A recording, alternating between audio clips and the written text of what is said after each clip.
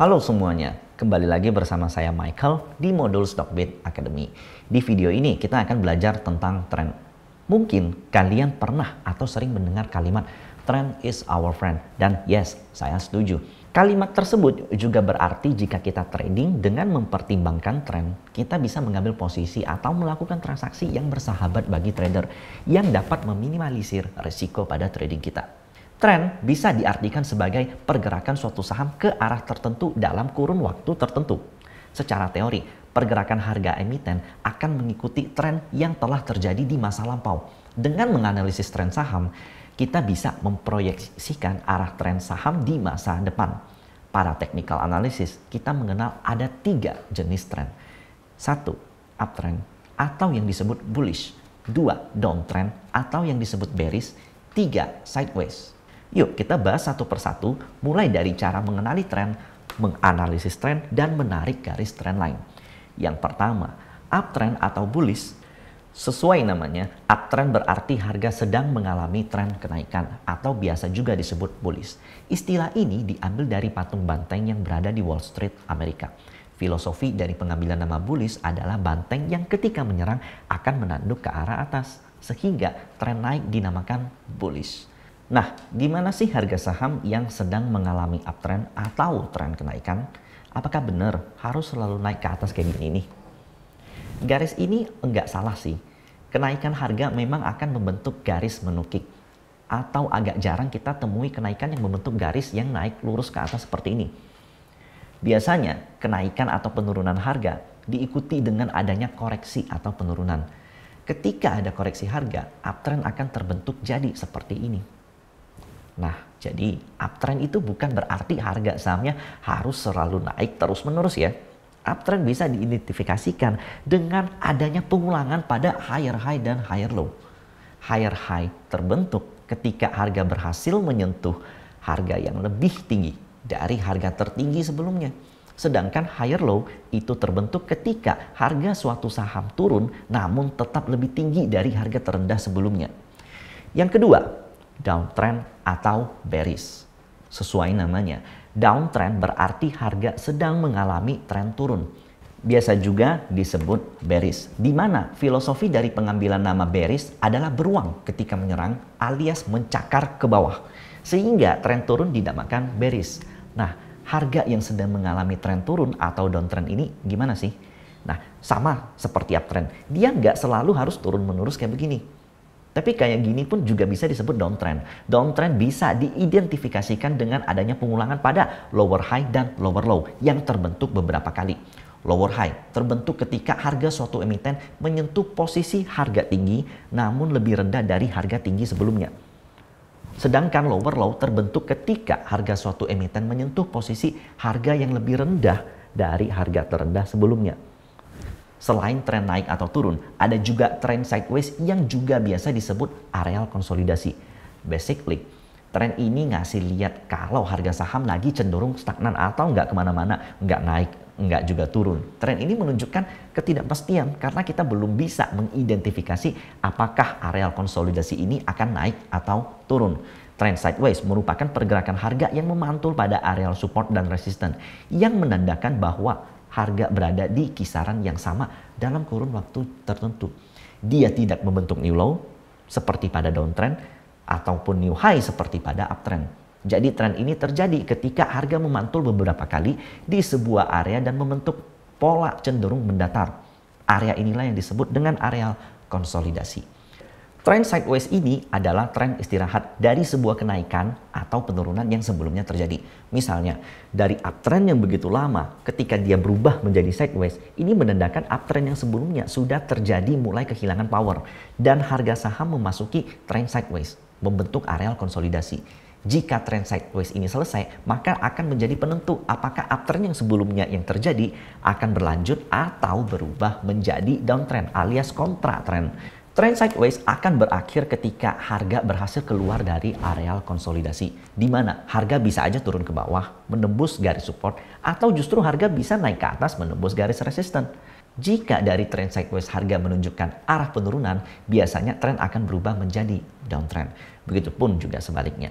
Jika dari tren sideways harga mengarah naik, tren akan berubah menjadi uptrend. Setelah tahu jenis-jenis trendline, sekarang kita akan belajar cara menggambar trendline dan channel. Trendline berguna sebagai penanda atau petunjuk mengenai tren yang sedang terjadi. Trendline dapat berguna sebagai support maupun juga resisten, tergantung posisi dari trendline-nya.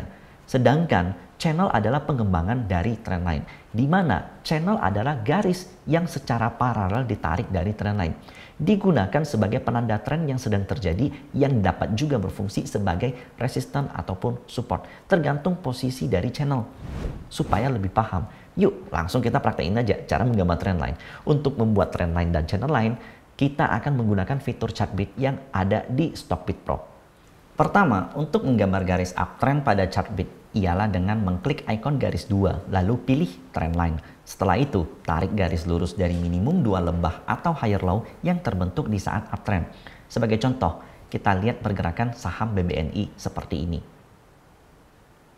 Perhatikan pergerakan harga saham BBNI ketika dia mulai rebound dari bulan Maret tahun 2020, yaitu di era pandemi. Selanjutnya, dia menyentuh areal tertinggi di areal 4.500 untuk selanjutnya terkoreksi.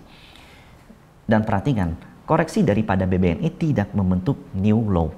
Begitu juga yang terjadi di bulan-bulan berikutnya, sehingga pada bulan Oktober juga tercipta lagi areal low yang tidak melebihi low daripada bulan Mei. Ketika kita mencoba menarik garis, akan kita menemukan sebuah korelasi yang dinamakan dengan trendline. Trendline ini juga bisa berfungsi sebagai salah satu support.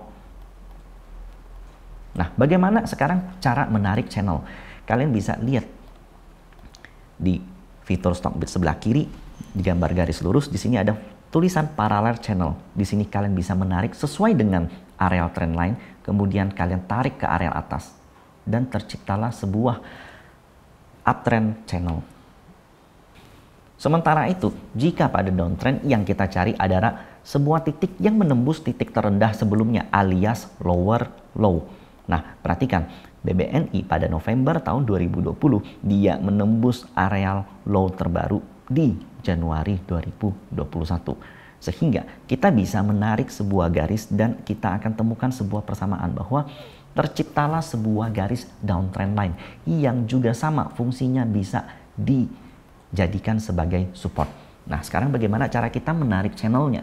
Nah, dengan cara yang sama, hanya kita lakukan dengan arah menurun, kita tarik ke atas, maka akan tercipta sebuah channel downtrend. Perhatikan pergerakan harga saham BBNI yang uptrend sejak September 2021. Selanjutnya, BBNI terlihat terkoreksi atau istirahat. Nah, masa inilah yang kita namakan dengan masa sideways, atau trennya bisa dikatakan harga sahamnya enggak kemana-mana alias bolak-balik. Jadi pergerakan harga saham seperti ini itu merupakan masa istirahat dari suatu saham untuk selanjutnya ditentukan trennya bakal kemana. Jika harga saham tersebut tertembus ke areal resisten, maka dia akan melanjutkan tren kenaikan. Sebaliknya, jika yang ditembus adalah areal support, maka harga saham BBNI akan melanjutkan atau melawan kontra tren sebelumnya menjadi downtrend. Sebagai catatan, ada beberapa hal yang harus diperhatikan dalam menggambar garis tren. Yang pertama, sebuah garis tren harus dibentuk oleh minimum 2 lembah atau puncak. Semakin curam garisnya, semakin mudah untuk ditembus dan berubah arah. Semakin sering harga memantul atau menguji support ataupun resisten yang dibentuk oleh garis tren, maka garis tren tersebut akan semakin kuat. Dan yang terakhir, jangan pernah memaksakan sebuah garis untuk pas. Nah, pada prakteknya, cara setiap trader melihat tren itu bisa berbeda-beda. Misalnya, di suatu saham ada trader A yang mengatakan bahwa saham tersebut sedang uptrend. Namun, ada trader B yang bilang bahwa saham tersebut sedang downtrend. Perbedaan tersebut bisa disebabkan oleh perbedaan time frame yang dipakai oleh masing-masing trader. Sehingga, tren yang dilihat bisa berbeda. Kita bisa menaruh perhatian lebih besar pada major trend jika menggunakan time frame lebih panjang. Dan melihat secondary trend untuk fokus pada time frame yang lebih pendek. Major trend atau tren utama adalah tren yang dibentuk dari pergerakan harga dengan jangka waktu panjang.